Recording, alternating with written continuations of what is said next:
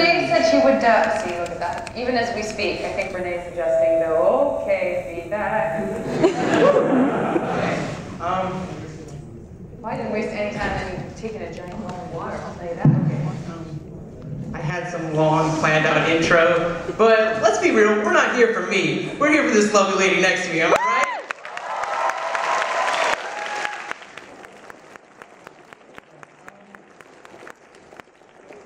My name's Justin, and I am blessed, thanks to Swab, to be emceeing this whole thing. So yes, Swab.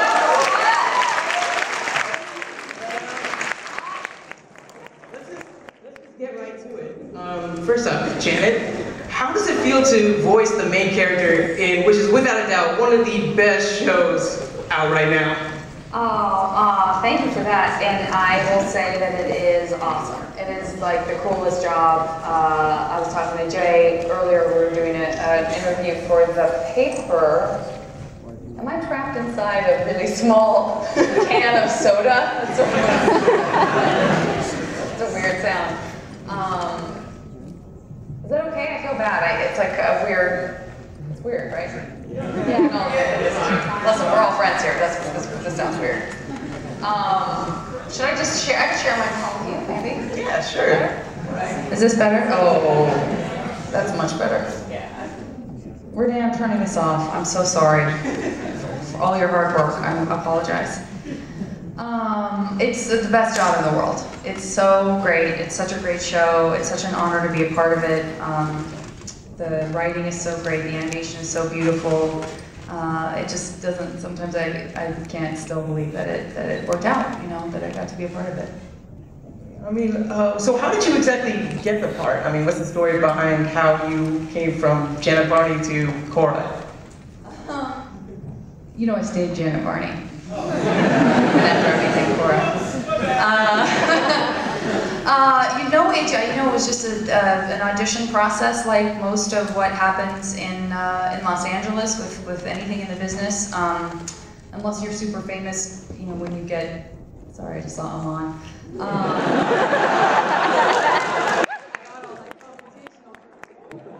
Guys, I gotta take care of this. Hold on.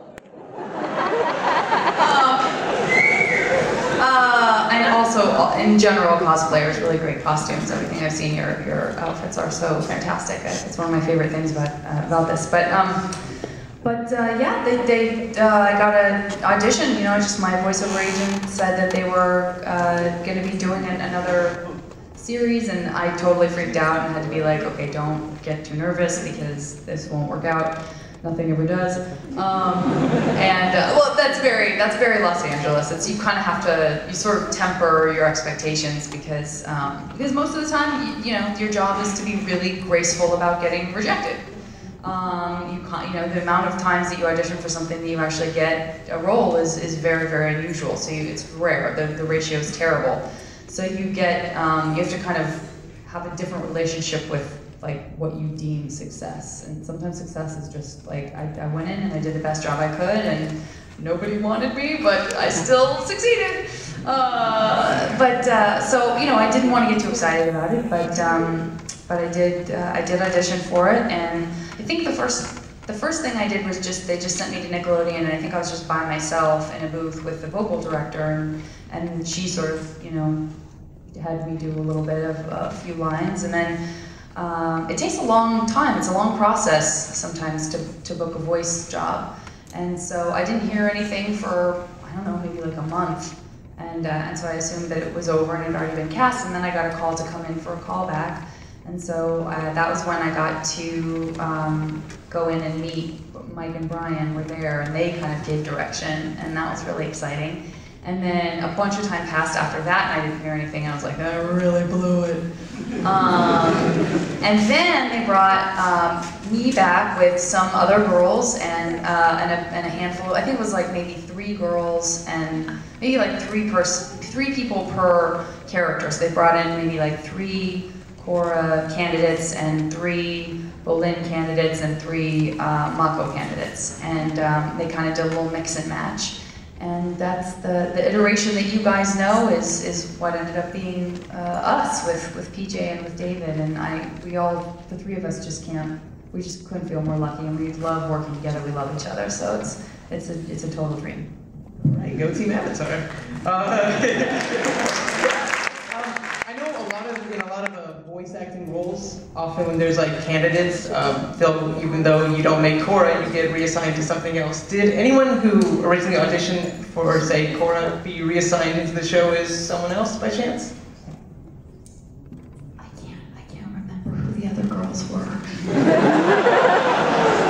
I'm so sorry. Because I didn't get to read with them, you know what I mean? Like, I was sort of only reading with. I will tell you though, and I don't think he would mind that I said this. I'm sure he wouldn't mind, he's a really good friend of mine, but one of the people who was auditioning for one of the guy roles was Danny Pudi, who's on Community. And so he's actually, I think he ended up getting a different voiceover job, but that was, I can't even remember if he had been doing, I don't know, we started recording this such a long time ago, I'm not sure if he was even on Community yet, but anyway, he definitely was in the running, and he's amazing and super funny too, so he would have been great. So I think maybe, I'm sure they wanted him to come in and do something else, but he probably was too busy being extremely famous and successful.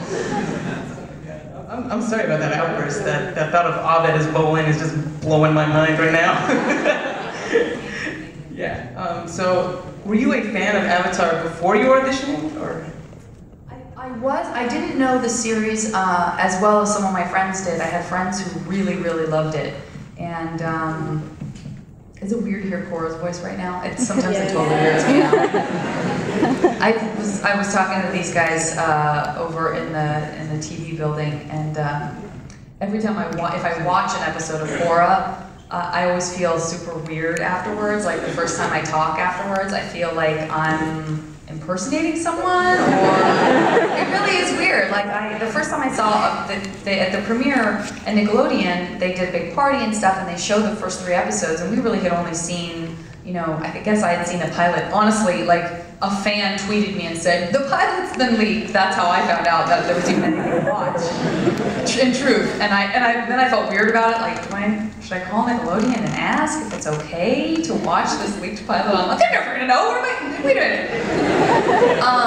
But anyway, when I saw the first 3 episodes, that was just like to just be completely immersed in that world for the first time in a really real way. To get to see, because we've done some ADR, but you just see little snippets, and so you don't really know what's going on necessarily. And we recorded it a while ago, so I kind of forgot all of the amazing plot twists and turns and stuff. So I was just like, I was just watching. I wasn't thinking about doing it. Nothing seemed familiar even. I was just like super into it and loving it, tears streaming down my face, of course. And then afterwards, when people started coming up and we were all talking together and stuff, I was listening to my own voice and I was like, I should not be talking right now. This is not, like, that voice belongs to Korra now. This is bad. And it's not like it's, it's not like it's Gray doing one of her voices where, I like, take off the voice and then I can take it back off again. Like, they really just wanted my voice, so it feels really weird. That is not, I don't even know what you asked me. Nothing to do with that, for sure. Can anyone hear me on this? No. All right, cool. Cool beans. Cool beans. Yeah, we got it. Okay, cool. I didn't say cool way too many times. Oh. Anyways, so I was kind of looking at your IMDb, and I was kind of wondering if you had any voice acting experience before Korra? Not much. Not much. I did another pilot for Nickelodeon that didn't get picked up. And I had done some like little things here and there for commercials or for friends, anytime anybody had any kind of a cartoon or anything, even like way back in the day, not to say I'm not like 20, but there was this company, when people started first doing like e-cards, there was this company in San Francisco that called Blue Mountain. I think it still exists, but it was like one of the first people that did e-cards and animated, cards and stuff. And how many times can I say cards? But they started that, and a friend of mine who I'd known for a long time was doing animated cards, and I seriously like begged her, like, anytime you ever need a voice for anything, will you please let me do it? So I'd done that, but that was really it. And so for the first real job to be Cora is like, I mean, come on. I mean, I never have even, like, people are like, when you decided to do Cora, I'm like, when Cora decided to let me be her voice, like, this is not, I didn't go like, let's see, I guess I'll do this one. It was like the job that I never even let myself think that I would get it. Never even let myself dare to dream, because it just seemed like there's no way this is gonna be like my first job, you know? So you went from like this environment where you didn't really have too much experience, and all of a sudden the people around you, for example, Steve Bloom, have like crazy experience, you know, being like Spike Spiegel and Wolverine and all sorts of crazy stuff. You're like, I'm too naughty. I was curious, did anyone on the in the cast or the crew serve almost like a mentor for you in terms of like voice acting? Yeah, for sure. I mean, there are everybody for different reasons. Dee, who does tons of stuff too, who does all of the animal voices. I can't say necessarily that like he mentored me, because what he does is something I'll never be able to do. But I just watched him and like couldn't believe my eyes. Gray Delisle is one of my best friends, and she is so encouraging, and again, not so much like it's that she's mentoring, but she's just available to answer any questions always, and really talks about, like, you know, putting the time in to really work and do different voices and kind of understand like where stuff comes from in your head and getting it out into your voice and being able to impersonate other people and all that kind of stuff. And then just pretty much anybody, and then our vocal director, Andrea Romano, she's been doing this forever, and she's just so good at, I've said this in interviews before, but sometimes, you know, like when you're on camera, doing on-camera acting, you probably, I mean, you've either heard this or you've seen this in movies or whatever, but you know, actors get real picky and persnickety about not wanting a director to say, just say it like this. You want someone to, like, you know, direct you without directing you, because you just want to say it how, like, organically how it's gonna come out. And in voiceover, I didn't want that. I didn't want her to be like, I feel like you're not angry enough, but I want a taste of sadness. Like, sometimes Andrea just needs to say, listen, you popped your peas, stop doing that, and just say it like this. And there's something actually very nice about that sometimes, is just to feel like somebody knows what they want it to sound like, and then they tell you, and then you're still gonna bring something, you know, you're still gonna bring yourself to it. But she can really cut to the chase, and you can't be egotistical about it either, because she really makes fun of people. Like, she'll say, like, David, I can hear that you just ate a sandwich. Like, I can tell that there's still a little bit of food in your mouth. You have to, like, swish it out and swallow. So, it's good for us. I think I speak for everyone when I say that it's really painful to have to wait like almost like another year for another set of 14 episodes to come out. How much work goes in per episode, would you say, on for like a voice actor, or voice actors, I guess, in this case? For the acting part is the fastest. The acting part is definitely the fastest part of the process. We can do an episode in an afternoon. We can do multiple versions and takes of, you know, our lines and stuff. The process for them of writing and creating, and then the, you know, seemingly endless process of getting it animated is really what takes so much time, but that's what makes, I think, a show like this so incredibly beautiful and so special, is that it isn't straight CG, you know, the stuff that's being painstakingly hand-drawn, and even they're like, it's, I mean, you know, people, you can really tell when people do it because it's their passion, and they have the passion for the art, because I swear, even like Mike's, like somebody's like sketch of something, like, I don't know, maybe just, is like the most beautiful thing you've ever seen. That's how you know that somebody's in it for the long haul, you know? So it just takes a long time. But I feel super impatient also. And the same thing will happen where, you know, Nickelodeon doesn't talk about upcoming stuff, and we read the scripts in the room, and then we leave them there. So by the time we do more ADR for the stuff that comes back in that's been animated, I probably will have forgotten what's happened. But it's really exciting too, because you really see it with fresh eyes. You know, you don't get to do that when you're doing on-camera acting.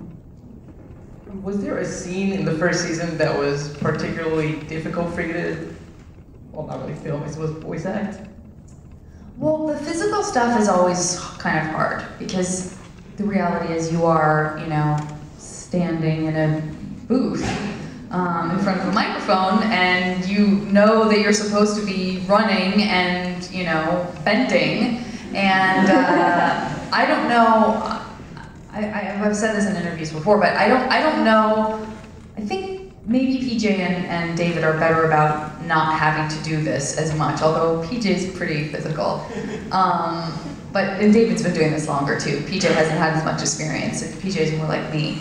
But I really have to like do stuff, and I seriously, like, if you guys saw what Janet looks like when she's trying to like make the sound that Cora makes when she's being awesome, it's like the saddest, like, you know, like, I might kick, you know, I might kick. It does not look like when Cora kicks, you know, but I do try to get really physical, because I feel like that's, I don't want to just be like, huh, ah, you know, so I really am, like, if she's like, she throws a punch, or she throws a fireball or whatever, I'm straight up like, ha! I sweat, you know, the whole thing. I mean, I imagine that the first day on the job just must have been like a lot of yelling in a booth. Yeah, it's hard. We save like the screaming and the yelling for the end a lot of the time when we record. We do record in order as much as we can in an episode, which I think also helps with that kind of energy that you feel from the dynamic of the group, and that we're really acting together instead of just one person in a booth who's just reading lines off a piece of paper. It's very much a community situation whenever possible. And, but yeah, we do have to kind of save the screams for last, because they tend to blow out people's voices. But yeah, there is. And sometimes they save the action sounds for after it's been animated. So then I really am matching a sound to an action. So I'm not just like blindly to a white piece of paper being like, ah! That's hard. I don't think she ever made that sound. Maybe it's like on a blooper reel or something. Yeah, maybe. Oh, there are some bloopers. So this is gonna be a hard question, you know, I'll tell you straight up, because looking back at that, you know, first book, there's so many, you know, fantastic scenes, you know, from the scene where all four of you guys just kind of team up and just take out all those mega tanks, to that one scene where Iki's like, Asami, did you know Cora likes Mako? And you just freak out. Is there a particular moment that you were just like watching, you're like, damn, I'm really proud of this? Oh gosh, yeah, all of it. I mean, there isn't a moment on there that I don't. I love all of it. There's, I always say to PJ, because this is one of those like anecdotes where you were there, you know the beginning, middle, and end of it. But so I like to think about when, and this says nothing. This isn't me. This is a total PJ thing. But in I guess it was the pilot, or maybe it was one of the first three, because I definitely reacted to it when we watched it at the premiere at Nickelodeon. But watching PJ improvise in the booth, and you know, he improvises a lot, and they use some, and they can't use you know, some of the other stuff. But watching him improvise this line in the booth and like crying with laughter, just without any visual at all, just him improvising. I think we must have been doing ADR, because it's clearly like he saw what was going on and he improvised. But that moment to then seeing it on the screen and watching everyone react just is like, I was so proud of him for his comedic sensibility, which is when they're racing through Public City with Naga, and he like ends up dangling off of the front of Naga, and he goes, "I want to be on your back." He improvised that, and they ended up like, you know, adding it and animating him to it. So yeah, so he did improvise it because they couldn't have improvised that. See, I don't even know how animation works. But yeah, he improvised that, and then to see it come to life in that way was like, oh, that's just all kinds of awesome. So I saw an interview with Mark Hamill, and he said that to get into the character of the Joker, back when he voiced the Joker in the old Batman series, he'd get in his car, and as he was driving along the interstate, he'd just be practicing Joker laughs. What's your process, so to say, to getting, to becoming Cora, essentially? Weirdly, I practice Joker laughs. It's just a weird coincidence that you guys play the Joker. We all just practice the Joker. I don't know if you're joking or not, but if you're not, I think the audience tonight would love to hear a Joker laugh. If you got one in there. Guys first, because I don't even know what the old Joker sounds like, really. Who wants to do one? Red scarf.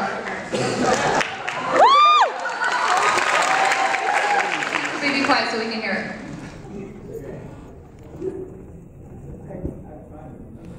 See? We all thought it was such a good idea. What's the time? No, it's hard. I don't know. Anybody else? Red scarf. I don't need to.